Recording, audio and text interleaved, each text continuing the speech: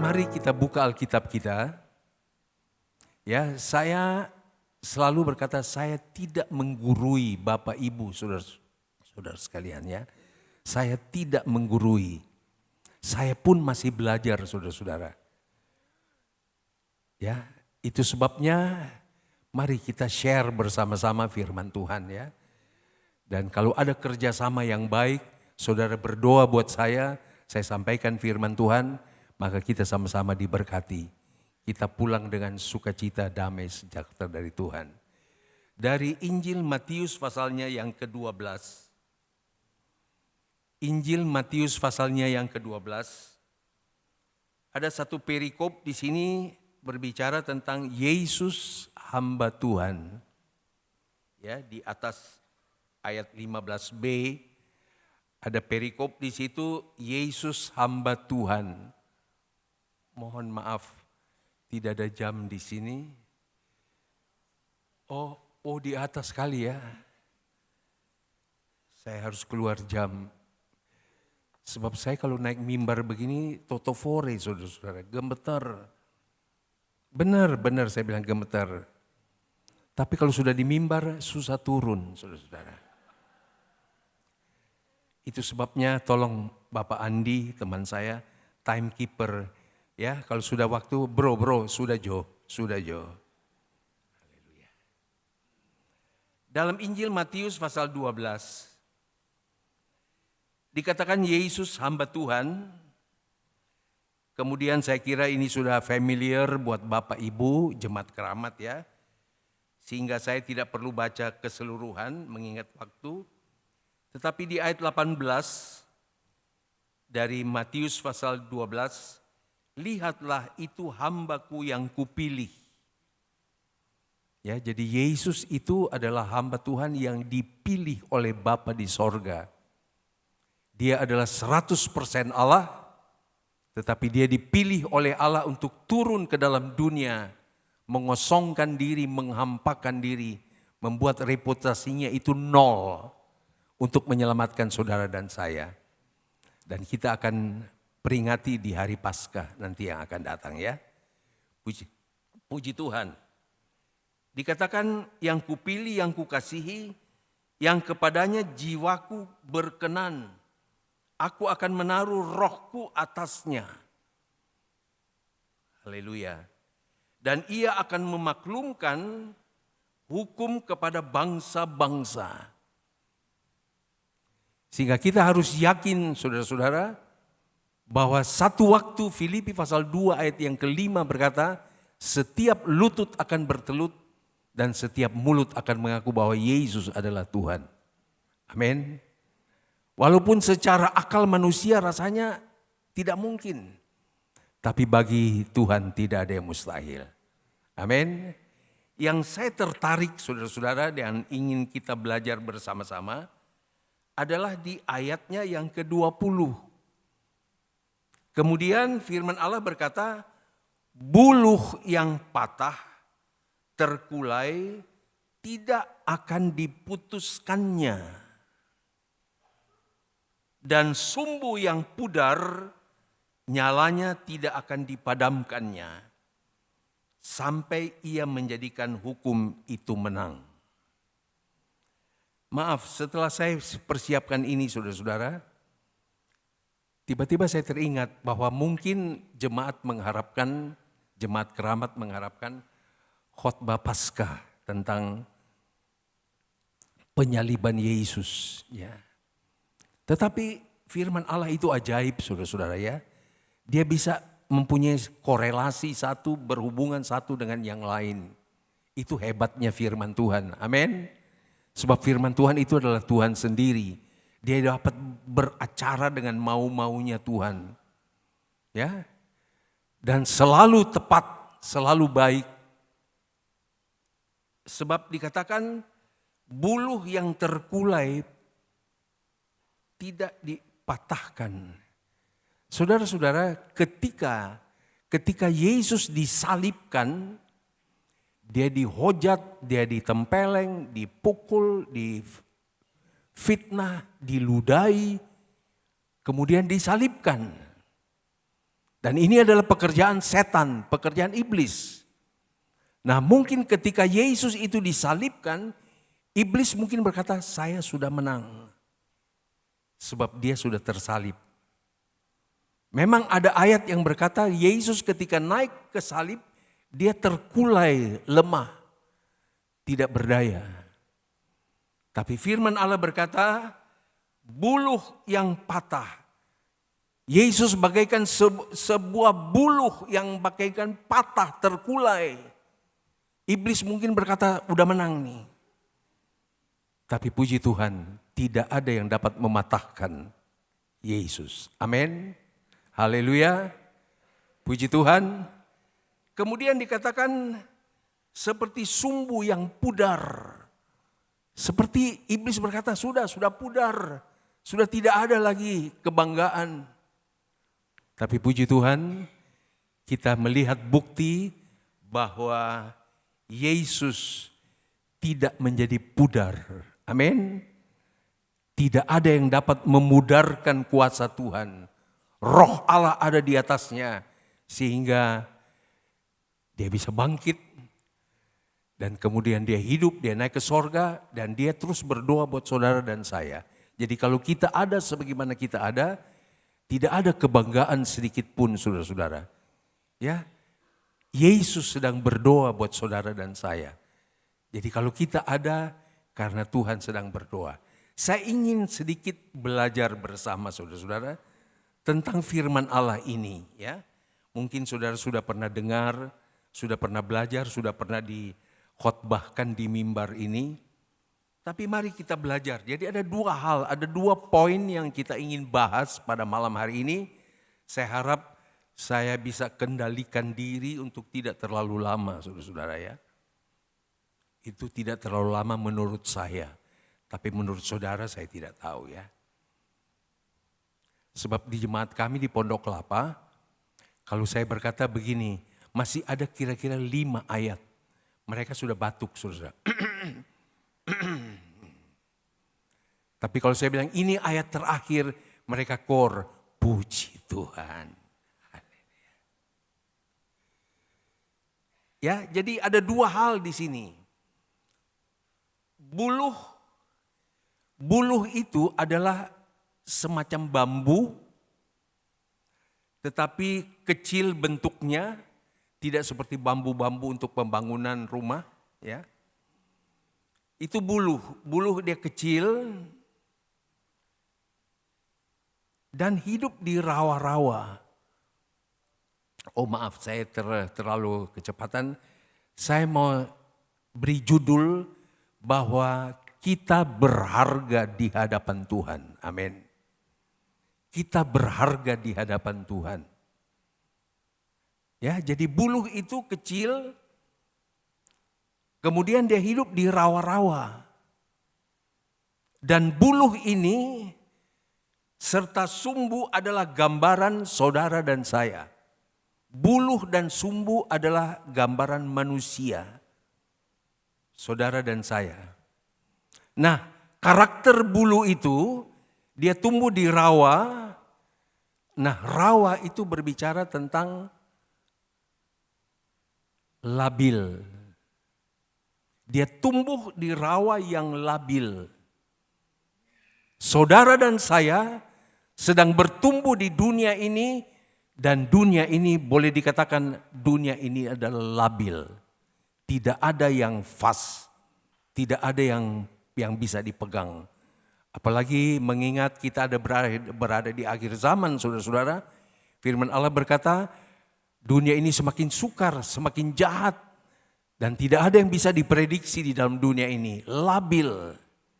Nah itulah gambaran bulu yang tumbuh di rawa-rawa.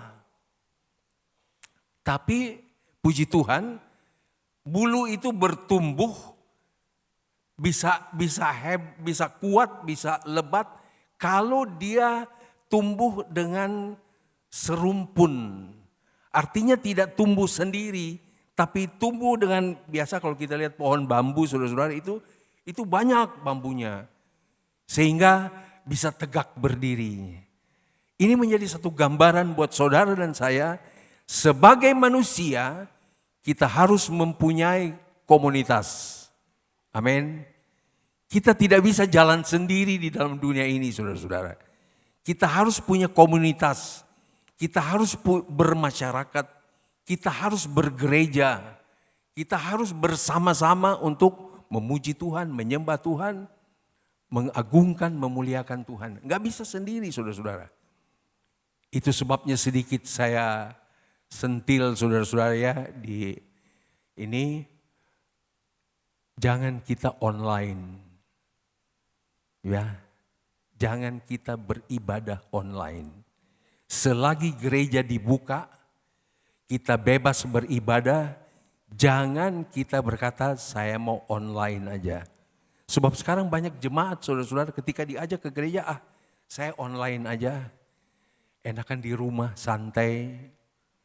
Saudara-saudara, kalau keadaan darurat, keadaan saudara mungkin tidak bisa melangkah, ya Tuhan yang Maha Tahu, silahkan online.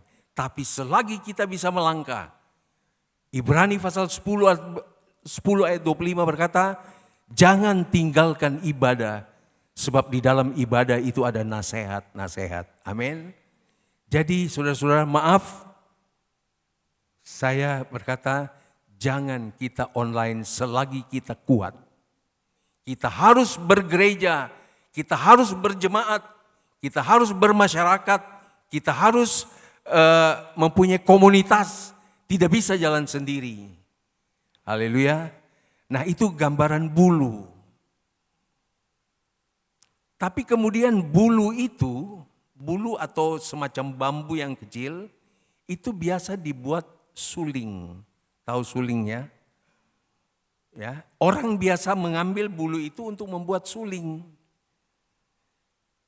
Tapi ketika sebab bulu itu agak rapuh, saudara-saudara ya, sementara suling itu harus dilubangi supaya ada lubang-lubangnya. Nah, menurut cerita katanya ketika orang mengambil ingin membuat suling, tapi karena bulu itu rapuh, gampang pecah, gampang jebol, maka setelah rusak itu langsung dibuang. Tidak berharga lagi. Itu gambaran bulu yang di sini dikatakan patah terkulai. Nah, orang kalau bikin suling, kalau gagal karena mau dibolongin tiba-tiba dia pecah, dibuang.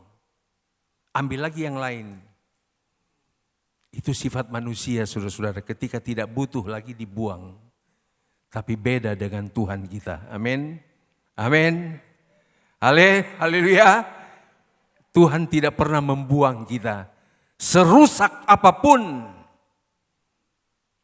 seberat apapun dosa kita, sejahat apapun kita di hadapan Tuhan. Tapi ketika kita memberikan respons kepada panggilan Tuhan, Yesus berkata, marilah kepadaku hai kamu yang letih, lesu dan berbeban berat. Aku akan memberikan kelegaan kepadamu. Ketika kita datang kepada Tuhan, Tuhan mau membaharui kita. Amin. Amin. Tuhan mau membaharui asal kita mau datang kepada Tuhan. Itu sebabnya nyanyian paduan suara tadi, Tuhan pakai saya. Mari, Tuhan mau pakai kita semua. Amin. Sementara saudara-saudara, saya mau berbicara tentang sumbu. Sebab dua hal yang fokus di ayat ini adalah buluh yang patah terkulai, tidak akan diputuskannya.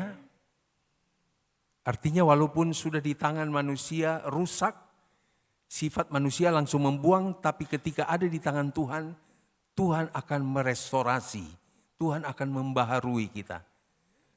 Saya tidak perlu baca, tetapi satu waktu Yeremia ketika dia mengeluh kepada Tuhan, dia dibawa kepada tempat pembuat bejana. Yeremia dibawa ke sana untuk melihat. Ya, ketika bejana itu rusak atau tidak cocok dengan penjunannya yang empunya bejana, maka bejana itu dirusak tapi kemudian dibikin kembali, dibuat kembali, direstorasi kembali sesuai dengan hati yang empunya bejana itu. Nah, begitulah saudara dan saya. Ketika kita rusak,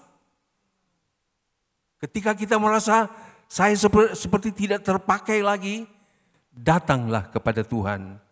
Tuhan mau pakai di dalam segala umur. Amin. Haleluya. Jangan kita berkata saya udah lansia, saya tidak berguna lagi. Siapa bilang lansia tidak berguna? Amin. Kalau dunia bilang jaga cucu, saudara-saudara. Ya, nah sekarang tentang buluh, tentang sumbu. Sumbu itu bentuknya di dalam lentera atau di dalam lampu, ya biasa orang-orang dulu tahu itu tentang lampu templek gitu ya. Nah sumbu di sini itu berbicara, itu dia tidak satu tali. Ya, dia tidak satu tali, tetapi biasanya ada 3 tali yang dikepang begitu loh, ya. Ngerti kepang ya? Jangan-jangan anak muda sudah ngerti kepang.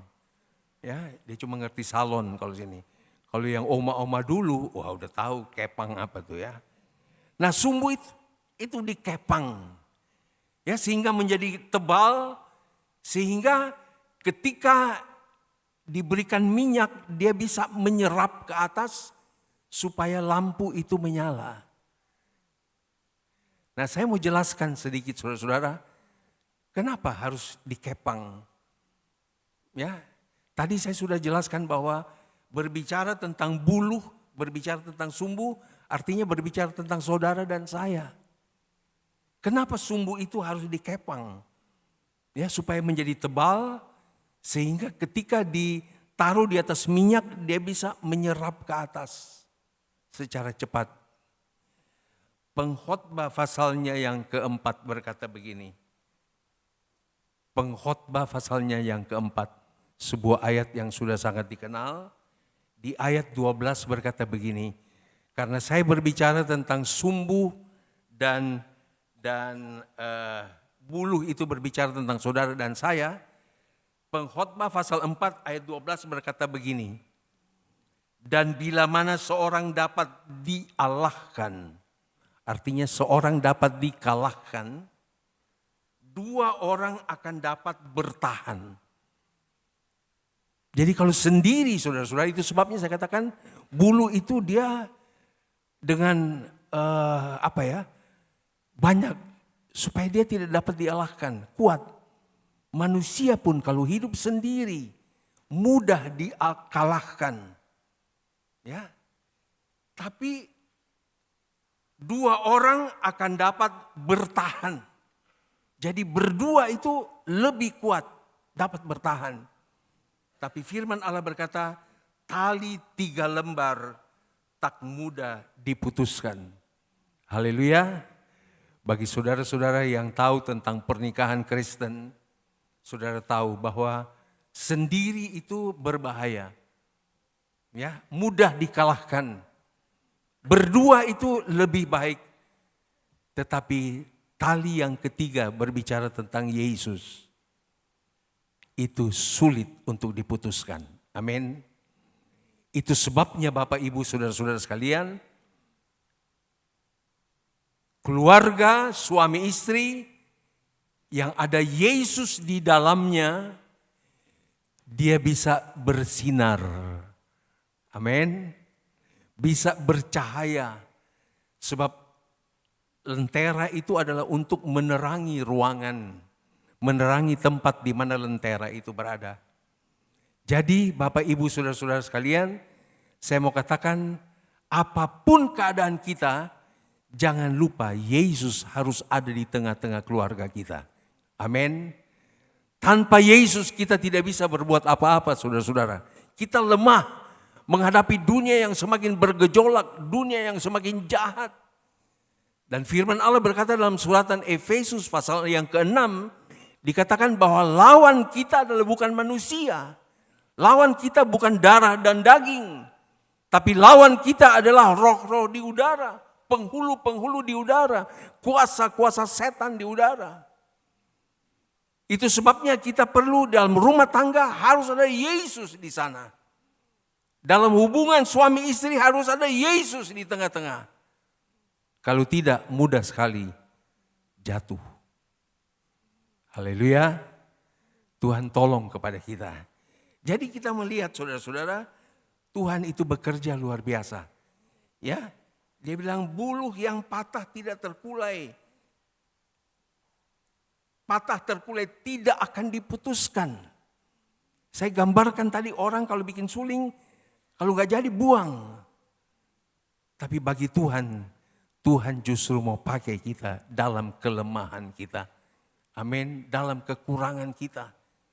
Ya, ada ayat yang saya catat di sini, misalnya dikatakan dalam 1 Korintus pasalnya yang pertama, 1 Korintus pasal yang pertama, dikatakan begini, di ayat yang ke-27 dan selanjutnya, dikatakan begini, tetapi apa yang bodoh bagi dunia, dipilih Allah untuk memalukan orang-orang yang berhikmat. Dan apa yang lemah bagi dunia, dipilih Allah untuk memalukan apa yang kuat. Artinya saudara-saudara, kalau tadi saya berikan gambaran orang bikin suling gagal buang, Tuhan justru mau memakai orang-orang yang dianggap lemah, yang dianggap tidak berguna lagi. Tapi bagi Tuhan, firman Allah berkata Tuhan bisa pakai orang bodoh untuk mengalahkan orang berhikmat. Orang bodoh bisa dipakai untuk mengalahkan orang yang pandai. Ayat 28 berkata begini, apa yang tidak terpandang dan yang hina bagi dunia dipilih Allah, bahkan apa yang tidak berarti dipilih Allah untuk meniadakan apa yang berarti. Supaya jangan ada seorang manusia pun yang memegahkan diri di hadapan Allah. Haleluya. Jangan ada orang yang memegahkan diri di hadapan Allah. Itu sebabnya nyanyian tadi sebelum saya bawa firman Tuhan, di hadapan, kita sedang berada di hadapan Allah. Tuhan melihat hati saudara dan saya. Amin. Ya, jadi tidak ada boleh yang memegahkan diri. Semua adalah dari Tuhan, oleh Tuhan, kepada Tuhan. Saya tidak lupa ada sebuah kantor, saya tidak sebutkan, tapi di kantor itu ada sebuah ayat dikatakan kalau saya tidak salah dari Yesaya 26 kalau saya tidak salah,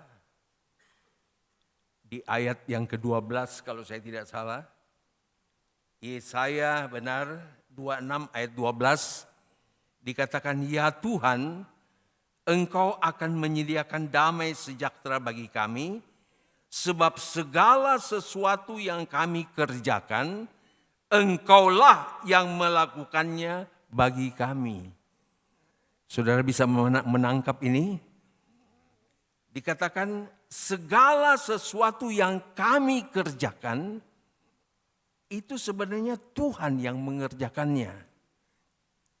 Itu sebabnya ketika kita berhasil, ketika kita beruntung, ketika kita sukses, jangan sombong saudara-saudara.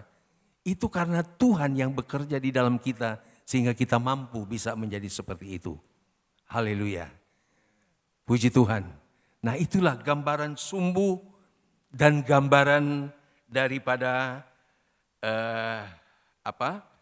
gambaran dari sumbu dan juga gambaran dari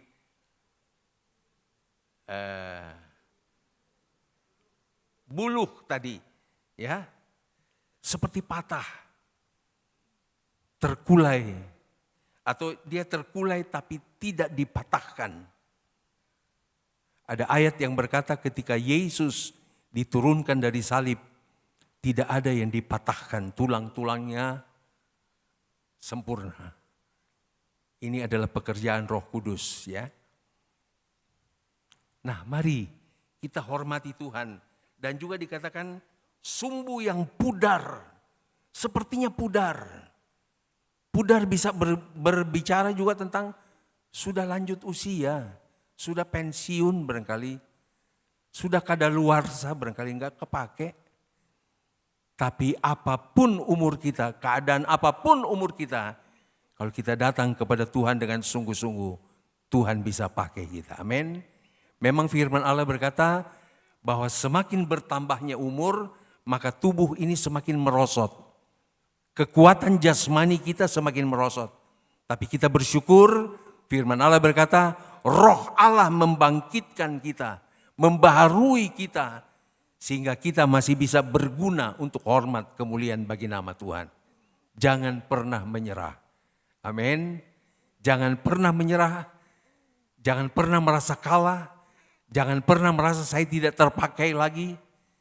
Saya mau pensiun aja. Jangan. Mari kita tetap setia bekerja buat Tuhan. Tuhan punya banyak cara untuk memakai saudara dan saya. Dalam segala lapisan umur, keadaan kita Tuhan bisa pakai. Haleluya, puji Tuhan. Ya, saya takut berlama-lama saudara-saudara, sebab ini namanya keramat ya. Jadi saya mau ambil tiga contoh. Nah, jemaat saya kalau di Pondok Kelapa bilang 3. Herannya ada batuknya, dia lupa. Mesti batuk begini, dia begini. Ada 3 contoh. 3 figur di dalam firman Tuhan. Saya tidak usah baca saudara-saudara, sebab ketika saya sebut, saudara pasti sudah tahu. Ada 3 figur di dalam Alkitab yang kalau saya nilai dan saya kira kita nilai itu sudah hancur di depan Tuhan. Hancur. Sebenarnya tidak berguna lagi. Tetapi ketika mereka kembali kepada Tuhan, luar biasa. Saya ambil contoh yang pertama tentang Daud. Daud sebenarnya dia dipilih Allah untuk menjadi raja. Tetapi dia pernah melakukan suatu kesalahan. Saudara-saudara, itu bahayanya kita nganggur, saudara-saudara. Saya mau katakan bahayanya kalau kita lagi nganggur. Jangan nganggur, saudara-saudara. Sebab ketika bangsa Israel sedang berperang di bawah pimpinan Yoab, Daud itu ada di istananya. Dia sedang tidur. Seharusnya dia juga ada di medan perang untuk turut berperang. Tapi dia ada di istana. Setelah dia bangun, dia jalan-jalan di sotoh istananya. Dia lihat Batseba sedang tidur. Sedang tidur lagi. Batseba sedang mandi. Waktu saya pengerja di Ketapang, saudara-saudara, ini sedikit flashback, nostalgia. Waktu saya jadi pengerja di Ketapang, kamar saya di lantai atas, lantai 5. Tempat tidur saya di pinggir jendela. Jadi kalau kita ngelongok begitu, di belakang ada kali kerukut. Nah di situ banyak suka ada Batseba.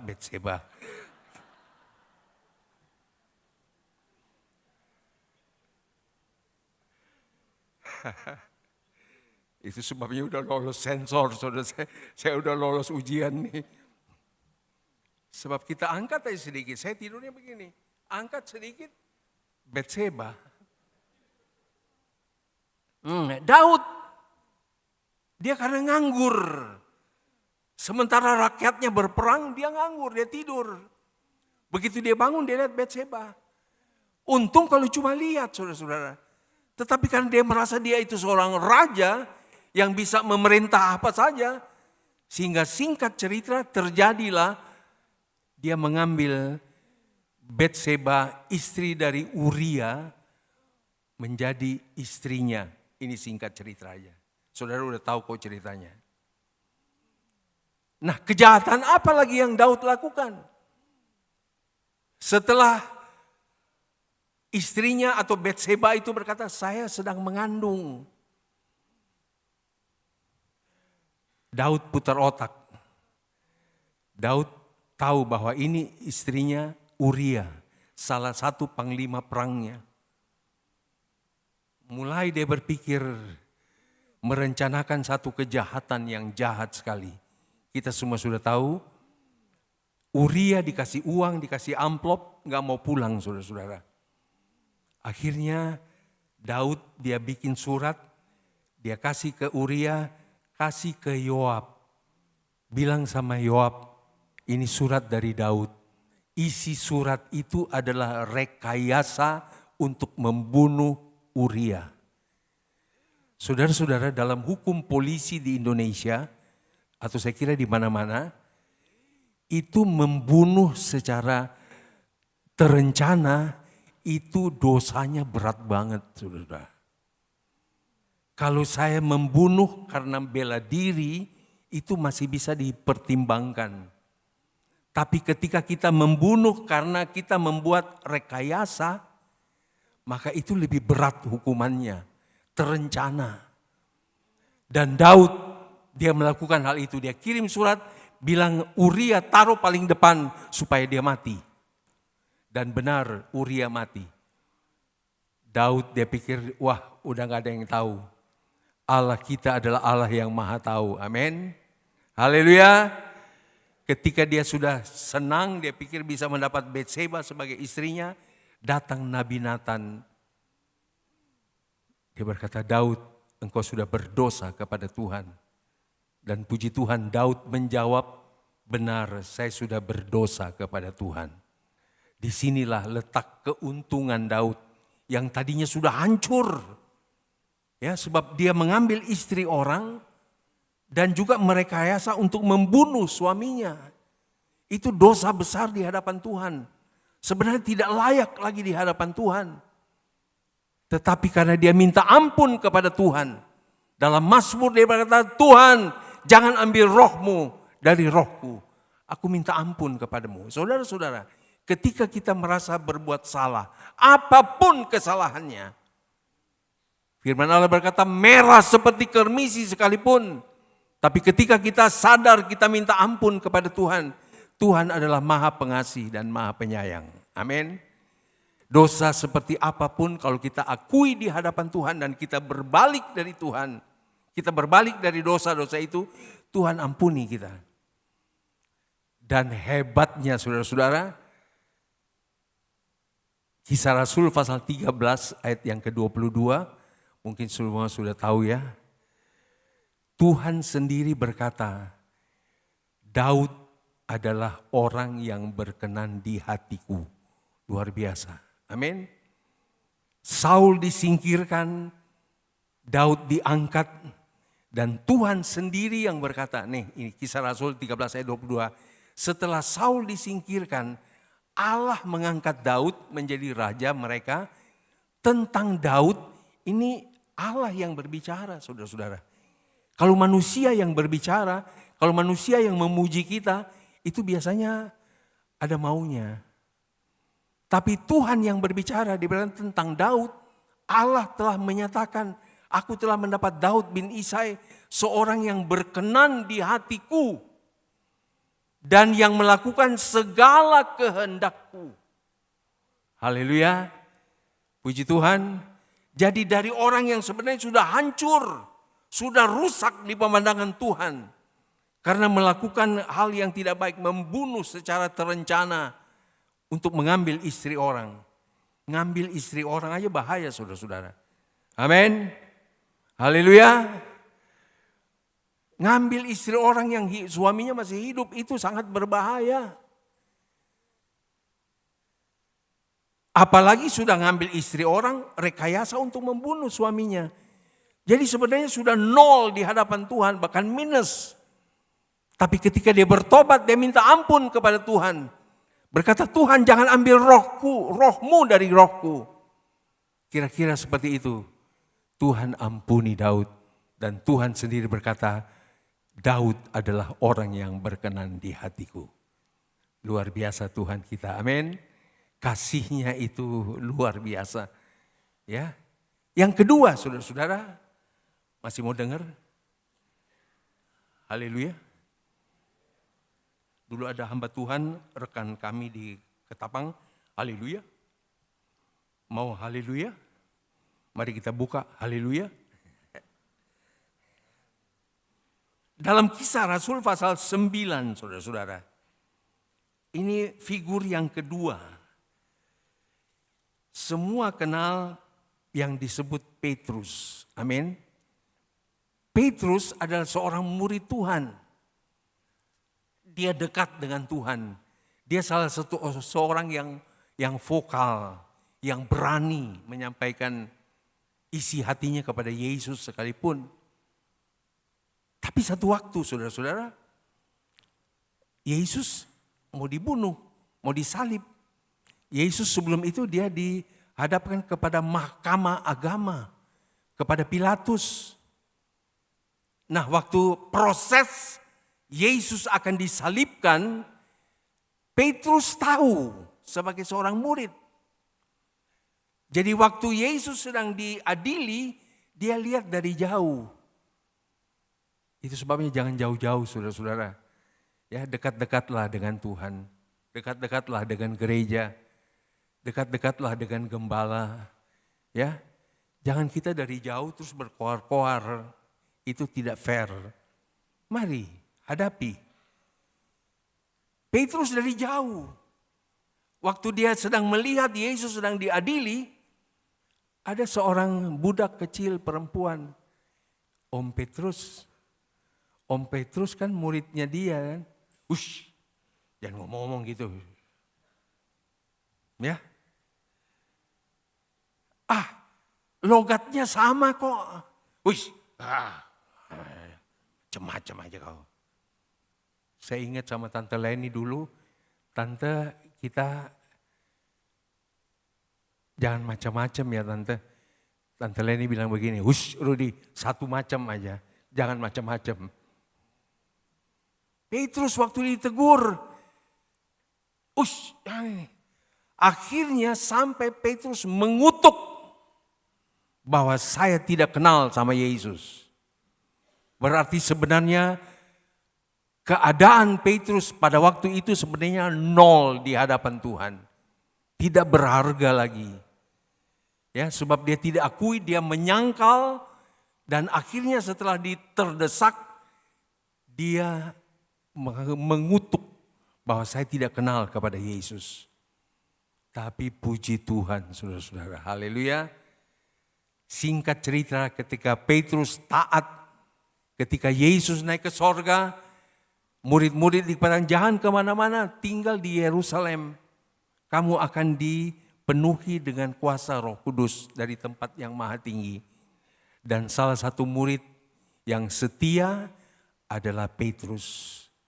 Ketika dia dipenuhkan dengan Roh Kudus, dia menjadi berubah, saudara-saudara. Dia menjadi murid yang all out, yang berani mati. Haleluya. Dia dipenuhkan dengan Roh Kudus, sehingga dia berani. Bahkan saya baca di dalam Kisah Rasul pasal 9, saudara-saudara. Dikatakan begini, maaf sebentar ya, saya lihat dulu ya. Di Kisah Rasul pasal 9, Petrus menyembuhkan Eneas dan membangkitkan Dorcas tuh.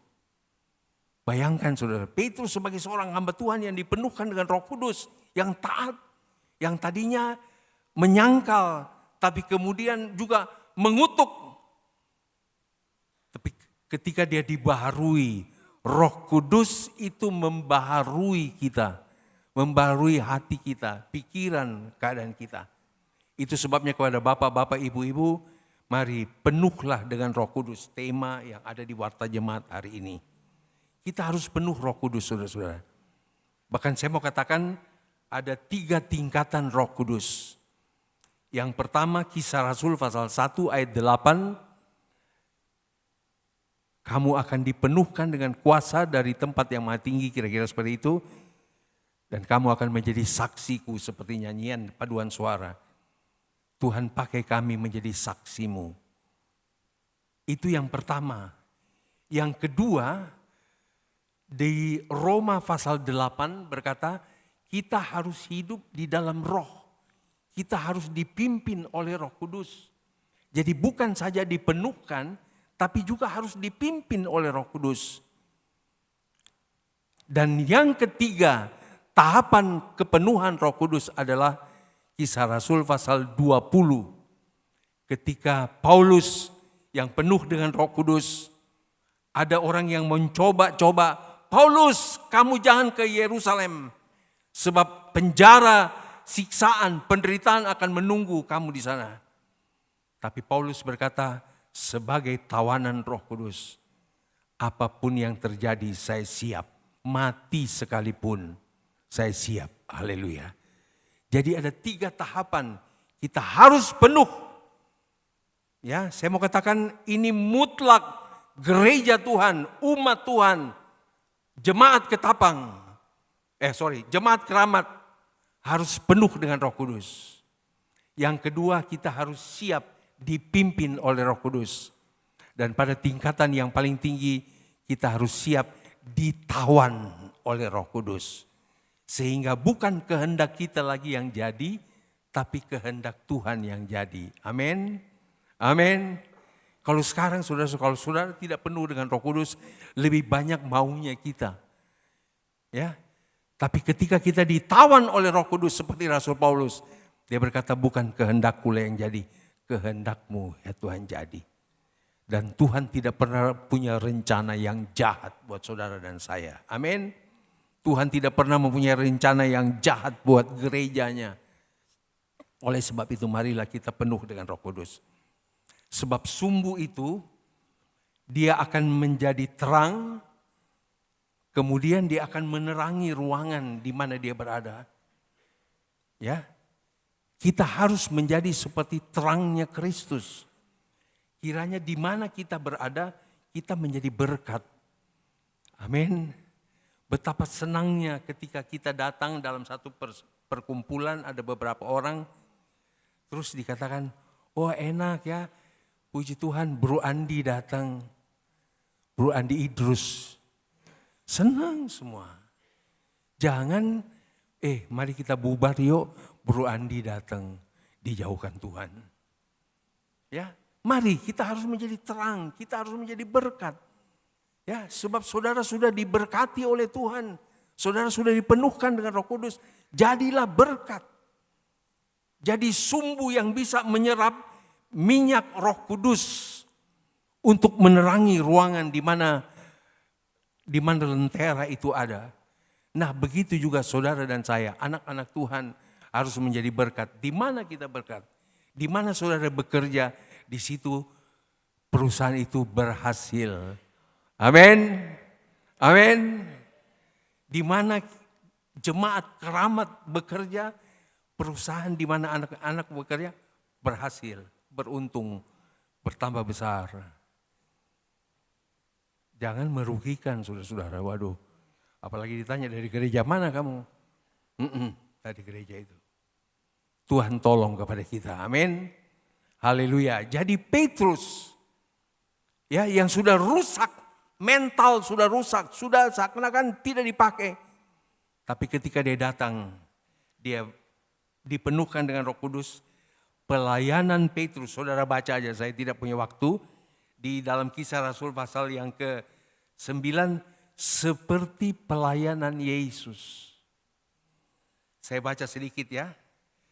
Di Kisah Rasul pasal 9 ayat 34, kata Petrus kepadanya, Eneas, Yesus Kristus menyembuhkan engkau, bangunlah dan bereskanlah tempat tidurmu. Seketika itu juga bangunlah orang itu. Eneas bangun. Enggak pakai tumpang-tumpang tangan saudara-saudara.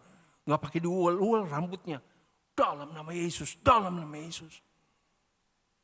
Ada pendeta dia uel-uel, dalam nama Yesus sembuh, dalam nama Yesus sembuh.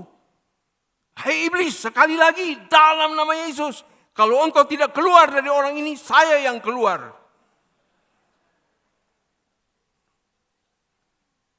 Itu pendeta akhir zaman, saudara-saudara. Berdoa buat hamba-hamba Tuhan.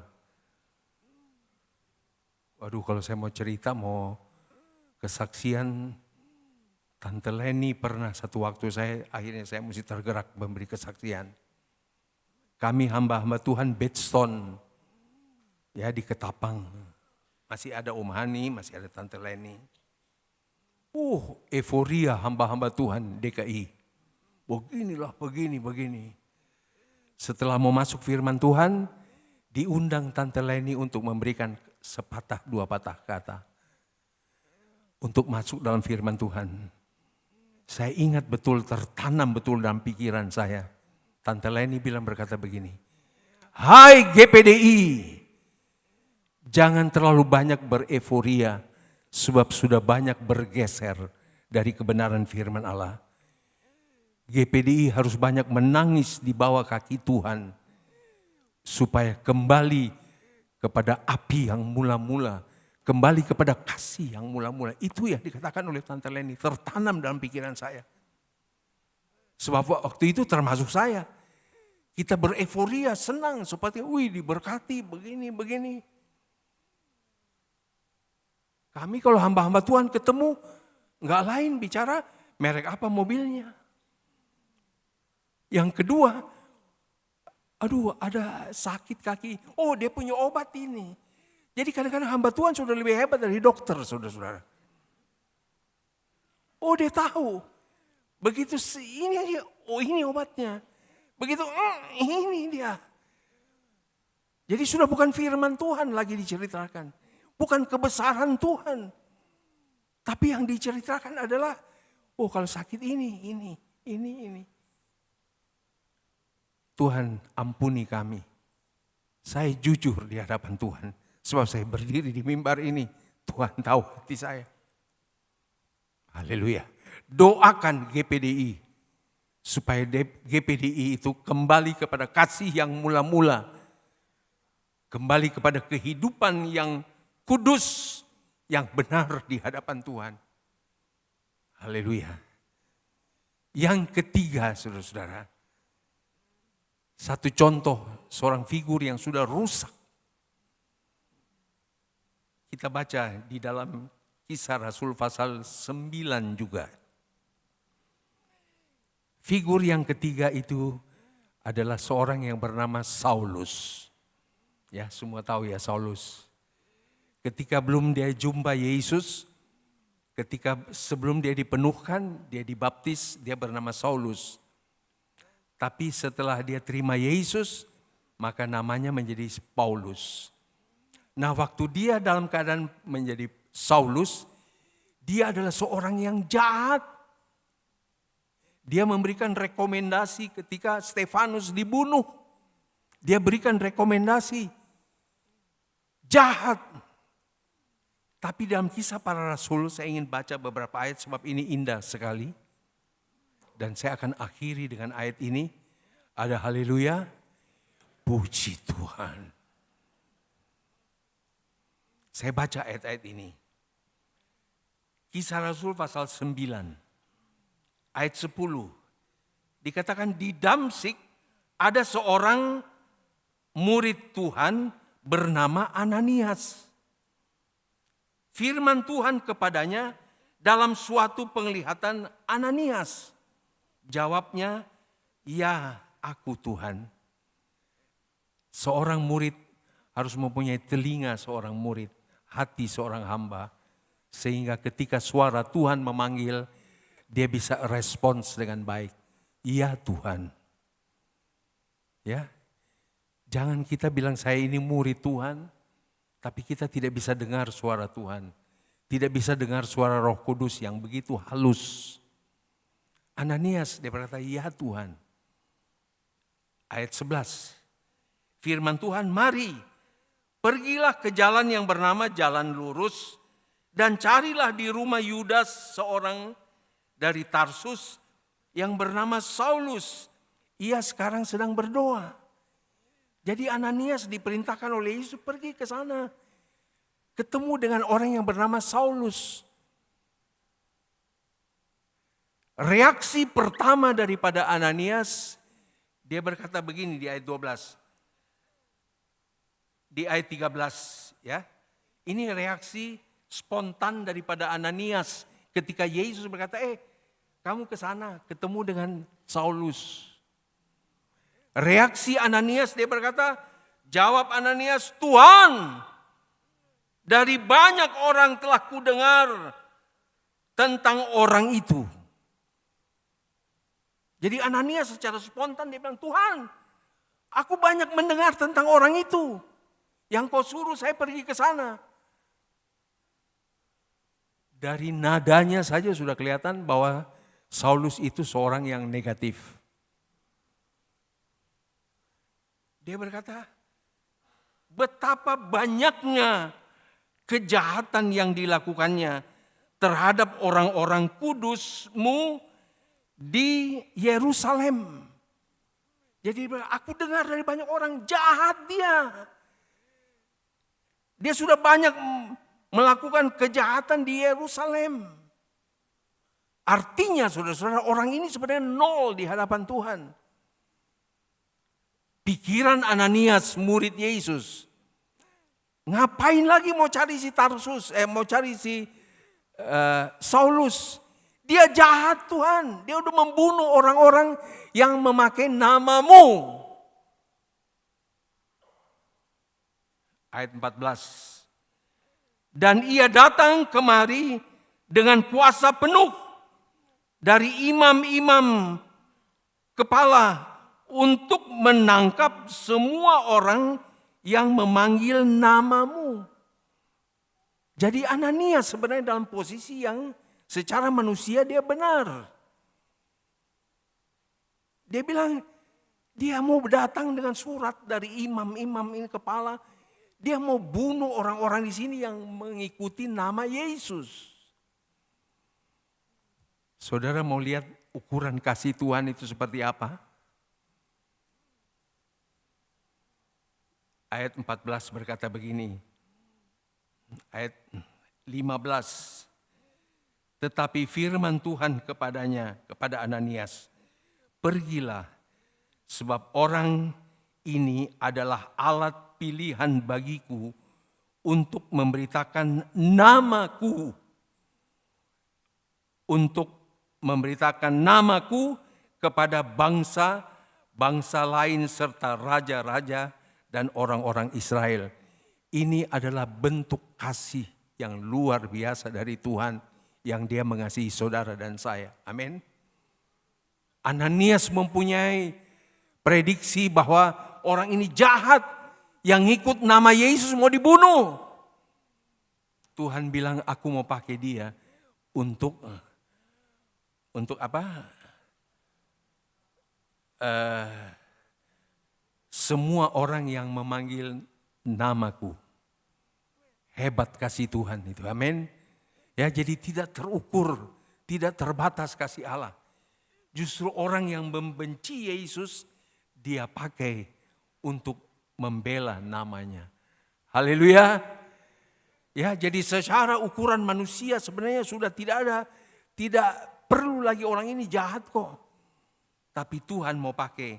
Ayat 16 berkata begini, aku sendiri akan menunjukkan kepadanya betapa banyak penderitaan yang harus ia tanggung oleh karena namaku. Haleluya. Tuhan bisa membuat semua dengan caranya Tuhan. Amin. Justru orang yang membenci nama Tuhan, dia pakai orang untuk menjadi pembawa namanya. Dan Tuhan yang backup dari belakang. Tuhan yang menyertai. Haleluya. Itu sebabnya jangan kita takut untuk menceritakan Yesus kepada orang lain. Amin. Ada Tuhan yang menjaga kita. Tuhan yang melindungi kita. Dan akhirnya saudara-saudara, kita semua tahu happy ending. Akhirnya Saulus dipakai oleh Tuhan. Dan dia menjadi penulis surat yang terbanyak di dalam Alkitab untuk memuliakan Tuhan. Haleluya. Tuhan itu seperti membalik tangan saudara-saudara. Yang tadinya Saulus ini udah gak berguna. Tapi Tuhan bisa pakai dia. Sekarang dia menjadi seorang yang dia berkata, hidupku adalah Kristus. Kalau aku mati itu adalah keuntungan. Mana ada orang yang berani bilang begini? Apakah mati itu adalah keuntungan? Sebab Paulus tahu ketika dia mati ada rumah yang disediakan Allah di sorga yang bukan dibuat oleh tangan manusia. Ada mahkota yang Tuhan sediakan bagi Paulus dari tangannya sendiri. Dan Paulus berkata, aku mengakhiri pertandingan dengan baik, aku mengakhiri iman dengan baik, sekarang tersedia mahkota bagiku dan juga bagi saudara dan saya yang sedang menanti-nantikan kedatangan Tuhan. Tidak egois si Paulus ini. Ya, tidak hanya untuk dirinya saja, tapi dia berkata, mahkota itu buat aku, tapi juga buat semua orang yang sedang menanti-nantikan kedatangan Tuhan. Mari Bapak Ibu, kita menantikan kedatangan Tuhan dengan bertekun, dengan setia beribadah di keramat, ya, setia baca firman, setia berdoa, setia untuk berkumpul. Ada banyak rayon, ada banyak